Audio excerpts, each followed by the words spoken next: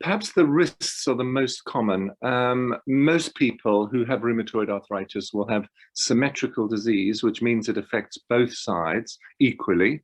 And the wrists are probably the commonest. Also, the knuckles, so that would be these joints over here and these joints here.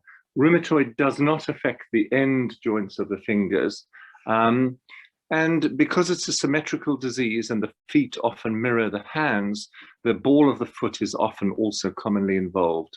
So the patient who presents with symmetrical wrist, knuckle involvement, ball of foot involvement, that's the commonest. Large joints, such as shoulders, knees, hips, can be affected, but perhaps a little more rarely.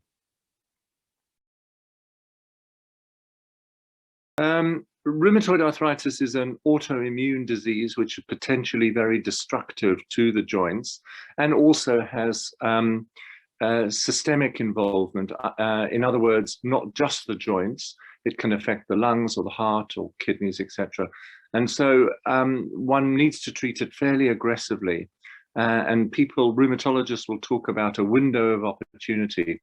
Once the diagnosis is made, one needs to act pretty quickly. So you aim with a treatment to treat the pain with symptomatic treatment, but then get on top of the overactive immune system. And that may mean using steroids in the very beginning to damp down the process, but steroids are not part of long-term maintenance. They're used as induction therapy. And getting on top of it with immunomodulatory therapies, and the commonest of which is methotrexate. Other drugs are leflunomide, sulfasalazine, and when these don't work or have proved ineffective or side effects, then we have a whole range of newer drugs, which we call biological drugs. And these are often used now, and the criteria for using biologics have actually been lowered, and so they may be used earlier than they used to be used. There is also another group of drugs called the JAK kinase inhibitors. These are oral preparations, so they are game changers, very effective, and fall into the same criteria for use as the biologics. So the aim of the treatment is to get on top of it as quickly as possible. Surgery, which used to be a treatment for rheumatoid in the old days, has very little role now. Lots of people ask this. The difficulty with home remedies or complementary therapies is that they have not undergone the same scientific scrutiny as conventional pharmacotherapy. And so when you say, what are the proven remedies, there probably are none, but there is experience and anecdotal anecdotes of their use. People use from simple mechanical measures like ice, rest, massage, to some complementary therapies. Acupuncture may be useful for pain relief. Evening primrose oil, ginger.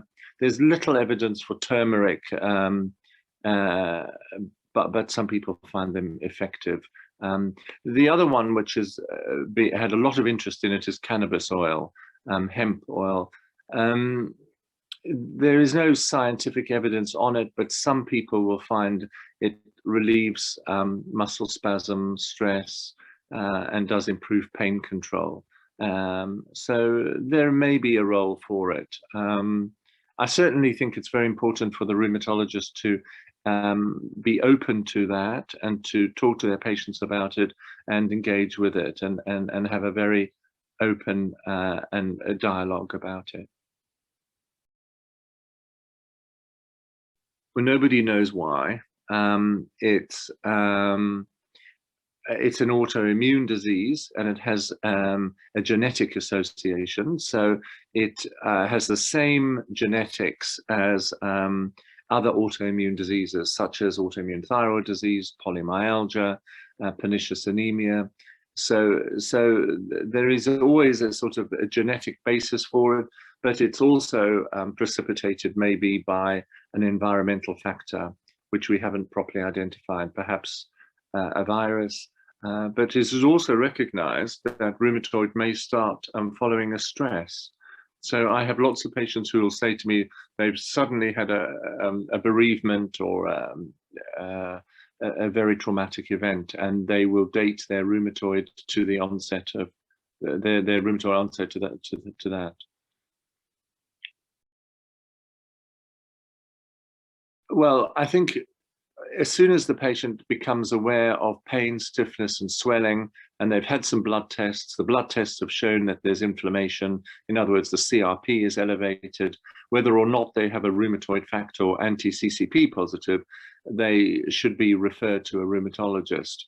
Certainly, the rheumatoid patient who develops evidence of systemic disease, such as fever, shortness of breath, cough, palpitations, all those would be red flags to be investigated quickly. And any evidence of infection, I mean, if you're a rheumatoid patient, you may be slightly more susceptible to infection because of the drugs or your immune system not functioning that well.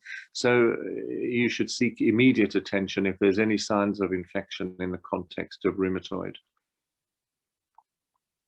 One of the things perhaps that is important, which people are anxious about, which is about the treatments of rheumatoid. And just to come back to that, although they modulate the immune system, they don't make you necessarily vulnerable to loads and loads of common infections. So although a rheumatoid patient needs to take precautions, they shouldn't necessarily be thinking of themselves as majorly immunocompromised. Osteoarthritis, which is also called common garden wear and tear arthritis. That is different in the sense that it's often an age-related phenomenon or post-trauma to a joint problem, whereas rheumatoid arthritis can occur essentially at any age, although the peak is in one's 30s, 40s, and 50s. But it does occur as juvenile idiopathic arthritis. So the main difference is there's no inflammation present. The distribution of the disease is different. So osteoarthritis, when it affects the hands, usually affects the base of the thumb, and it affects the ends of the fingers, the last joints or DIP joints. And it can affect large joints, hips, knees. It is treated with analgesia. It does not respond to the normal treatments that rheumatoid responds to. Sometimes intra-articular steroid can be helpful. And ultimately, if the joint is very, very damaged, a knee or a hip, it would obviously be amenable to surgical correction. There are some complementary therapies which some people would use for osteoarthritis, such as glucosamine, chondroitin, turmeric, ginger, which don't really help rheumatoid, really. Interestingly, osteoarthritis of the hands is more genetically associated than rheumatoid is. So if you have a family history of early onset osteoarthritis involving the finger joints, etc., the history of the genetical history and the parent is more common.